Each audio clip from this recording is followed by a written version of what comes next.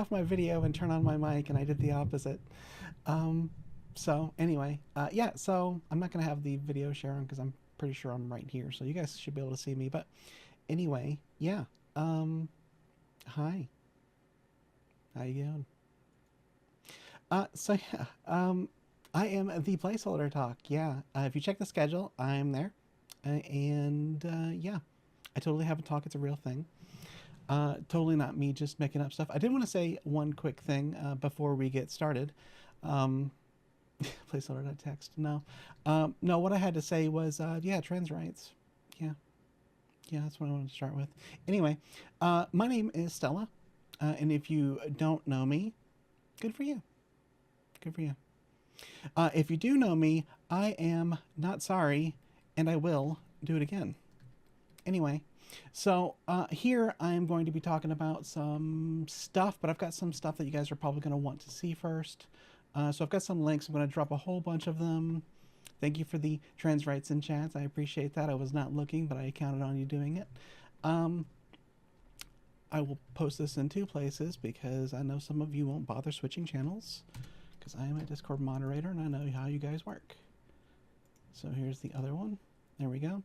These are the list of links that we're probably going to be referencing or talking about a little bit. Some of them are not required for you to go to, some of them are. So if you want to follow along, grab the first link there because you're going to need some of the files that are there. So we're going to be talking about some effects, and specifically, we're going to be talking about shaders. Let me see if I can find my actual presentation now. I told you I had it. I was being serious. It's right there. So anyhow, yeah, so the name of my talk is Affecting Your Readers with Visual Effects because VFX is cool. So the last time I was here, there we go. It's going to take a while. The last time I was here, we talked about VFX as they're created in After Effects. So the great things about those, you know, they look great. They're easy to learn because all the tutorials are online. And you can make pretty much anything through After Effects. The real problem with that, though, is that After Effects is super expensive. It can be really resource intense, both the application itself and through the engine that you're using. And yeah, it's still After Effects, so it sucks. But this time around, we're going to be talking about shaders. Yeah. So shaders are great because they're mostly code. So they still look great. I mean, you know, you can take a look at the thing that's over here. They look pretty cool. They're reusable because they're code and code bits. You can just take them to other projects and you don't need to re-render an entire video or do a bunch of other stuff like that. Many of the effects that you create with code can be taken anywhere and applied to different things or even generate full visuals by themselves. So that's pretty neat stuff that's going on. So they are super modular. You can take them apart and use different pieces of them. You can use one function from one shader and another one, and you can create combined effects. So yeah, and they can be made responsive, which is probably the most important thing for a lot of you. So the core thing about that is that while I'm not super sure how to do it in Ren'Py and other engines, you can have things like your mouse input given directly to a variable that you ascribe to your shader code so that it responds to your mouse's movement, which is some pretty fun stuff to mess with.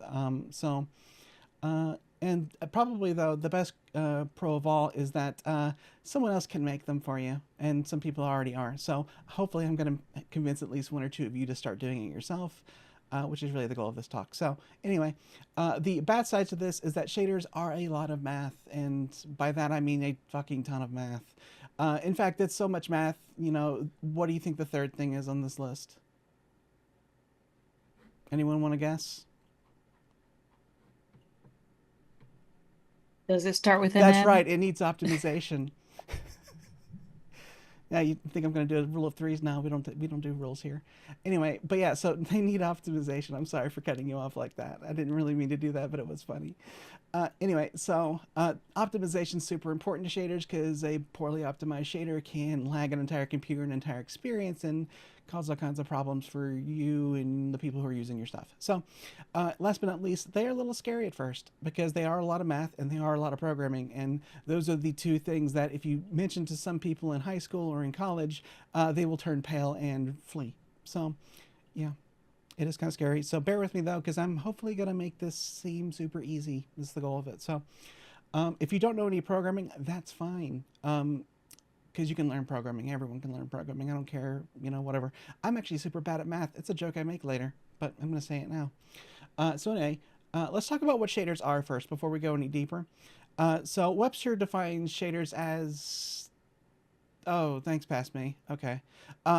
Yeah, so it's code, math, and mostly it's math that tells your computer to make squares in your screen look a certain way. So, yeah, yeah, that's pretty much what they do. You give them code and they give you visuals in return. Sometimes they do some more stuff than that, but that's 90% of what they do. So real quick, what can shaders do? And I need to step back for 1 second because I forgot all about this until I booted up OBS today. Anyway, shaders can do a lot of stuff for you. And I'm actually going to hide this for a second because a lot of you don't know this, but I'm actually using a shader on myself right now. This little halo that you see above my head, that is a shader that is being applied to me. And if you watch any VTubers that use any kind of effects on their streams, 90% of them are done via shaders. It's true. So when I switch over to night mode, for instance, these are shaders. Most of these are shaders. The background's a video, but that's not important. Anyway, point being, shaders can do a lot of cool stuff. So go back to day mode. Here we go. Cool. All right, back over here. So they can show and hide stuff on your screen. They can alter colors and shape, and they can do all kinds of like nutty things. They can also stylize text, which you guys should probably be seeing more of that from me pretty soon. I'm currently working on a text shader pack that's going to be accompanying my other pack. And also, if you want some more demonstrations, let's see if I can find it real quick. My Ren'Py shader pack is in the list of links, and it can do all kinds of neat stuff right there for you. Just add a Ren'Py. Just slap it onto a transform and then attach it to a displayable in your code, and you can do all of this kind of stuff just with the stuff that I've given you, but also if you make it yourself, you can make some more cool stuff. So anyway, so that's the kind of stuff that you can do with it. So yeah, it is such a good pack, right? I know because I made it. But also, people keep telling me all the time that it's really cool, which I really didn't expect that kind of response from it, but apparently it was really needed. So that's why also the other reason I'm talking about it, because there's probably going to be an even bigger need for it soon. So yeah. All right, let me go back and get my presentation back. Where is it? There it is. Okay. So yeah, it can usually accept inputs, which again, I don't know how to do in Ren'Py, but you can do it. So it can also make lag from nothing. Optimization is super important, but try not to freak too much about it. If you're too scared to make stuff, then you're not going to make stuff. So normal maps, yeah, normal maps. I'll talk more about those in a second. So anyway, because most people use stuff that this guy makes, we're going to be talking about OpenGL. So OpenGL is, who is that guy? Yeah, this guy, this fucking guy right here. So have a round of applause for Ren'Py Time, people. Basically the father, God. He's the daddy of Western visual novels. So have a round of applause for him, please. Thanks for being here. Thanks for being a champ. Anyway, some quick facts about OpenGL. The language it uses is GLSL, so it's not going to look like the Python that you're used to using, which is okay, because it's, as long as you use any kind of Python, it should be super easy to kind of like pick up on some of the ideas behind it. But anyway, its primary data types are integers, floats, vectors 2 through 4, matrices, booleans, and samplers. If you don't know what most of those words mean, then you're probably not a programmer, and that's okay. But we will talk about them a little bit ago.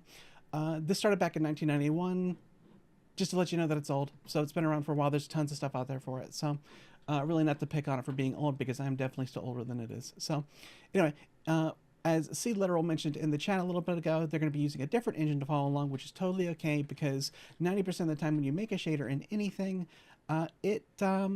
it can be used almost anywhere, because math is math, and math is the same no matter where you go, really. So which is why math is cool, but also kind of scary.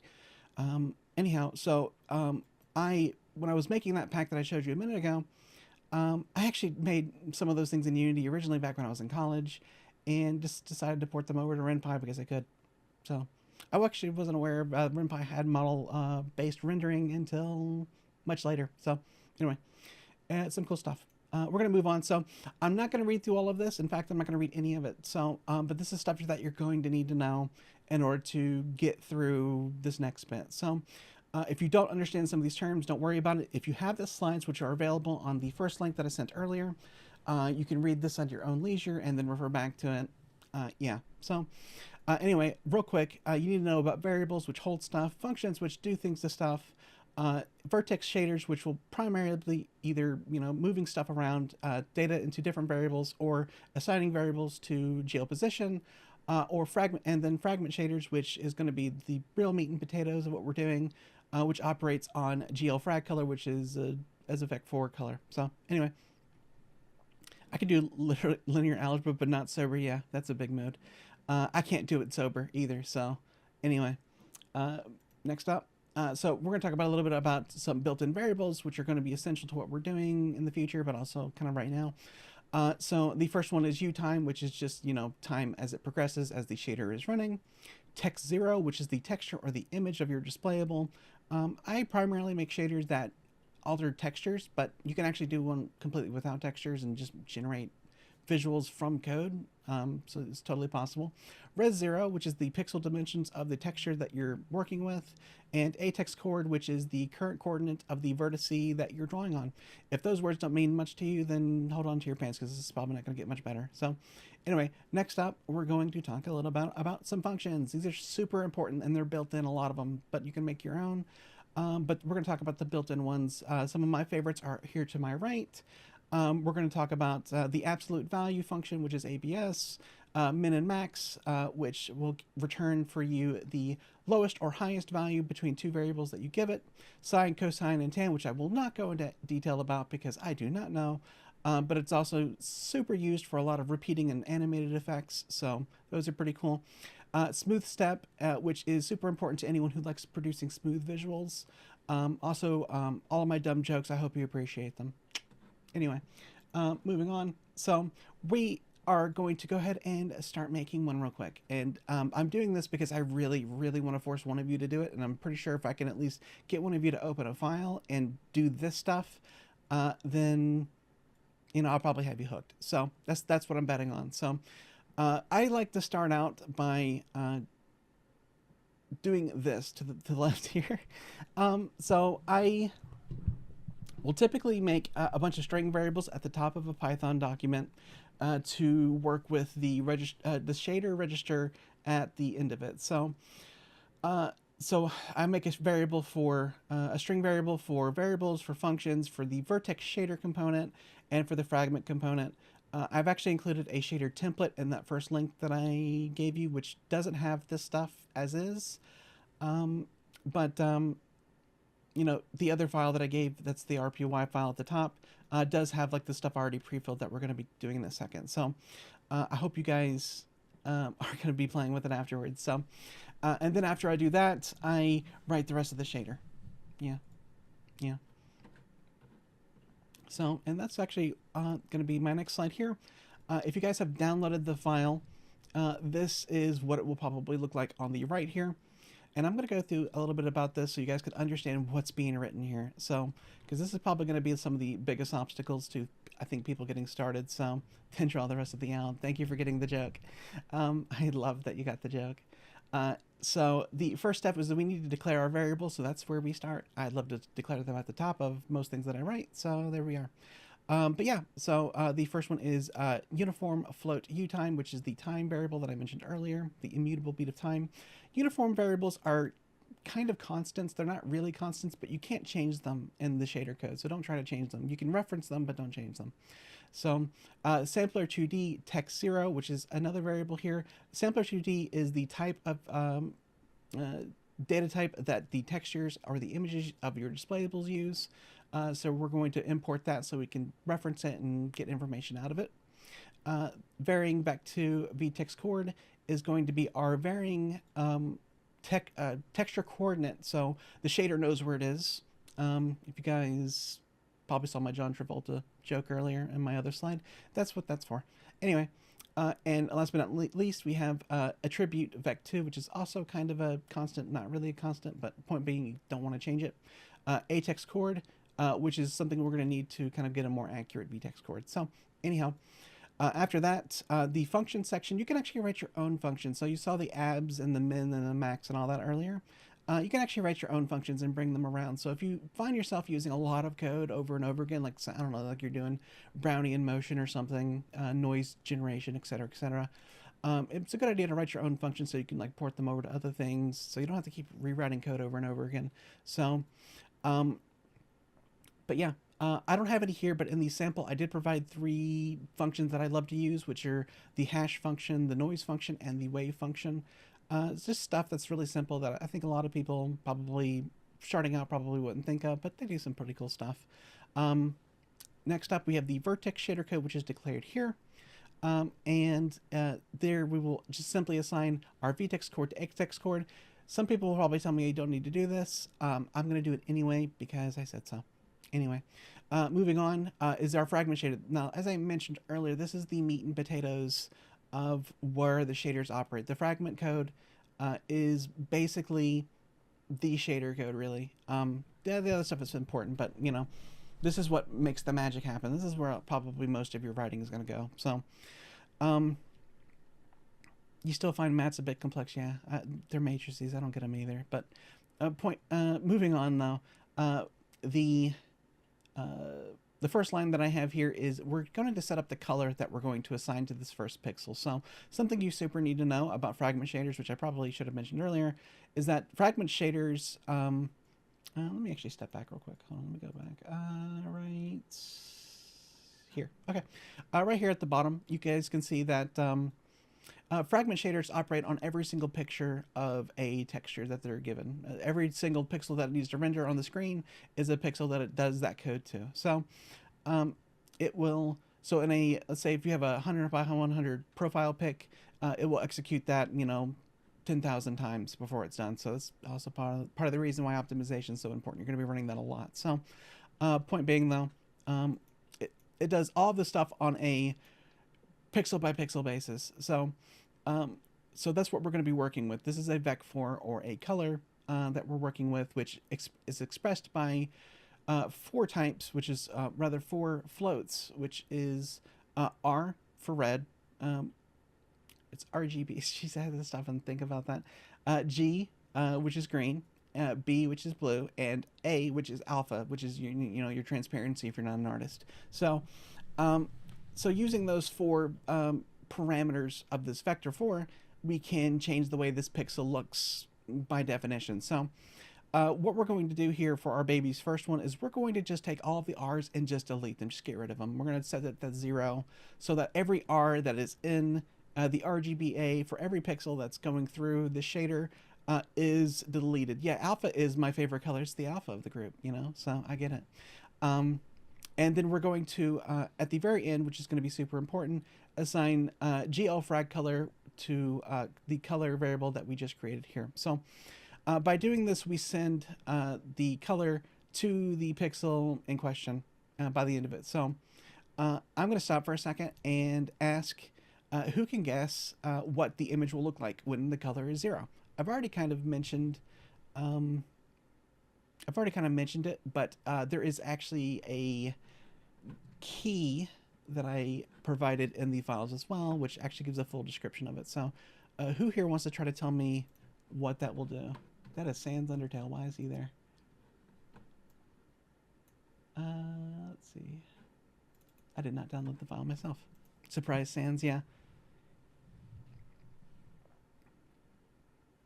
It's going to do some interesting things. So by deleting the red out of our graphics, it is going to, let's see if I can grab, there she is.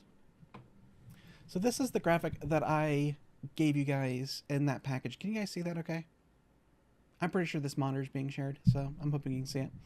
If you can't, then too bad. I don't care. Anyway, so this is without the shader. This is the graphic that I provided in there, and if we apply that shader to our file here, this is what it will do. It will delete every instance of red. It will turn yellow things green. It will turn orange things green as well. It'll do a bunch of different color modifications to it. So if you think that's pretty, that's cool. I think it looks a little weird, but you know, I'm glad that you like it. So point being though, just by deleting that channel, we have just given us just the G, just the V, and just the A. which will give us this result. So, and you can do all kinds of fun math stuff to those RGBA values to produce all kinds of cool effects. So, if you guys go and download my shader pack, you can see a lot more, super advanced, well, not super advanced, but more advanced effects than this. Uh, you can even, do things more than just change the pixel. You can offset the pixels. Like, say, if you guys, boop, boop, boop, let's go back over here and go back to Sans Undertale. Yeah. So up here, you can see me split into several different parts. That is the red channel offset over here. That is the green channel offset over here. And this is all the channels composited together. So by pushing the red value to the left, by making the number smaller, and pushing the green value to the right, making it larger, there is these red and green silhouettes creating a chromatic aberration effect around me. So and that's one of the many things that you can do for yourself with shaders, and slap it onto other things. So let's see. Let's go back to the presentation, which is somewhere. I got so many things open right now, so it's not funny. Actually, I think that might be it. Oh no, I had the example right there. Oops, that's right. I forgot I included it for the people who are just reading the presentation. So, yep, that's what it looks like. Anyway, so that is the end of the slides. However, I've got plenty of other things that I want to talk about real quick. I don't know how much time I have left. I definitely did not time myself on this, but point being though is provided a couple other links for you guys. And let me see if I can grab a couple of them. Oh, actually, I have all of them open right here. If I can get that out of the way. There we go. Book of Shaders is one of my favorite sites for talking about shaders. It's kind of like Book of Shadows, but Book of Shaders, kind of neat, right? Witchy. So it explains a lot about how shaders work. It even gives you some really cool examples to work from.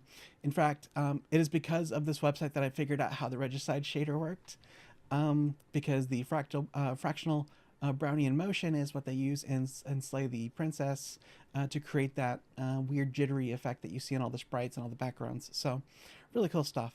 But they do give you a lot of examples, including code and visualizations of stuff in each of these. So you can see snippets of code here that provide you some insight into how to do certain things. Whenever you're doing your fragment shaders, that's going to be your main function. Just exclude the main section. But yeah, and then you can still see how to draw just a green line and do some other stuff too. And they show you even the basics. So just simply from either drawing lines to the more super advanced stuff, like saying, let's go to the pattern section because those are always really fun. Actually, let's just go to the Brownian motion. So it goes through a lot of different detail on how to do different effects. So this one creates motion and coherent shapes through noise. So how terrain is created in a lot of games, for instance, that is the kind of stuff that it does. So yeah, and I can also create smoke for you. So another fun effect that you can do with just shaders and nothing else. So honestly, yeah, sorry, it is a lot. That's why I try to give you the babyest, smallest version of this that I could. Play around with those that color thing and do math to it and see what happens. And if you make anything, show me, because I love seeing other people work on shaders. Yeah, you can even like go through Book of Shaders and just translate some of the stuff for Ren'Py. So yeah, yeah, I'm gonna try to cut myself short here. I've actually got some more stuff I wanted to talk about, but I probably don't have the time. So uh, does anybody have any questions? Probably a lot, I'm sure, but I think everyone's stunned. oh, that's probably the Everyone, math. several It people are does that to typing, which everyone. is usually a good or bad sign. Up to you. It's probably a bad sign because I mean, when I went into this, I said, "Hey, let's show people graphics programming," and the other part of me said, "That's stupid. Why would you do that?" Because that is a super advanced topic, and most people aren't even programmers to begin with. So why are you doing this to them? And I said to myself, because I hate them and I want to torture them with math. So I was like, "Oh, that's valid." So and I just decided to do it. It's fine because that way, like you explain what a hell a shader is and what those things are. So now when we see one, it's not as scary, even though It's we can't understand the trigonometry going on behind some of this stuff. Yeah, it's math to pixels. So yeah, and there's a bunch of people who are programmers and stuff that are really appreciative. So that's good. Yeah, my concern is that the people who already know this stuff and are the ones reacting positively, and everyone else is just like has no idea what the hell's going on, which is totally fair. But Well, I for um, one do not know linear algebra very well anymore, and I still appreciate it. So did we actually have any questions? Because if not, then I'm gonna go I cry. don't think so. All right, Okay. there's a lot of people. Yeah, I don't think anyone's going to have a question. So we will. Thanks a lot, though. All right.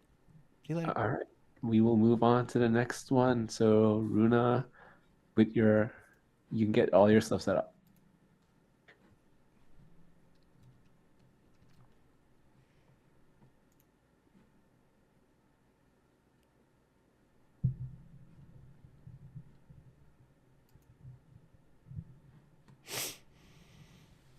Oh man, can you believe it, folks? We are at the last two talks. One long talk, then Python drops in, and that's it. At this point, 7 hours has like flown by. Let me double check. Okay.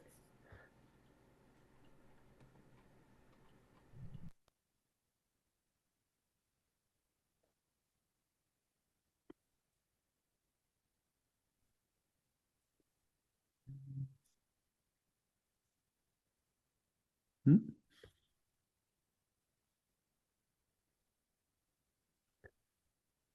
Runa, you around? I think you were unmuted and now you're muted, so maybe there's a tech issue. Okay. Someone did ask Stella, like, what was your main resource for learning all this stuff? So I'm not muted. I don't think so. Um, I learned from. I probably should have said this in my introduction, which I didn't really even have on. I was just like, whatever, no one cares. I've been a programmer for like 20 plus years, so I've kind of been around. So I don't know specifically where I learned how to do some of this stuff. But this specifically, Book of Shaders is actually a great tutorial resource because it shows you the basics all the way to the advanced stuff. Um, Programming in general, learning any object-oriented programming language will help you with almost every other object-oriented language. So any resource that you can teach you that stuff is great. For shaders specifically, in college, I know that I spent a lot of time making games based off of pixels by reading an image and using that to generate dungeons or generate monsters and such like that as a kind of a seed, or if depending on how red an image was, maybe it had more strength, stuff like that. So I already kind of like dissected the hell out of pixels to begin with, and then when I started getting into graphics programming through Unity and through other things, um, I just kind of like kept going with it. So the math part, I'm kind of confused on because like I'm being genuine. I don't really know a lot about math. I was a D student in math, but there's a lot of stuff out there that gives you examples on how to do things, and you can piece them together in trial and error, and you can make stuff. Um, so the right answer probably be read Book of Shaders. Go through it, find effects that you like, and figure out how they're done. You can usually find some tutorials on shaders like that. You can also use Shader Toy and Book of Shaders as well because I mentioned like 3 times already. But you can use those to kind of get code samples for how certain things are done. And a lot of the fundamentals are the same across different things. It's just customizing it to whatever specific need that you might have. So hopefully Tom will have some really cool stuff to share in a minute about 3D stuff. Maybe I'm hoping. Also, Tom, while I'm speaking before I'm muted, if you could make it easier to apply a secondary texture to something, that would be super cool. I have no idea how to do it. It's not documented very well. Bye. All right. Runa, you good? Oh, Yes, something's I on. think so. Can you hear me? Yes, I can hear you and I see PowerPoint. Awesome.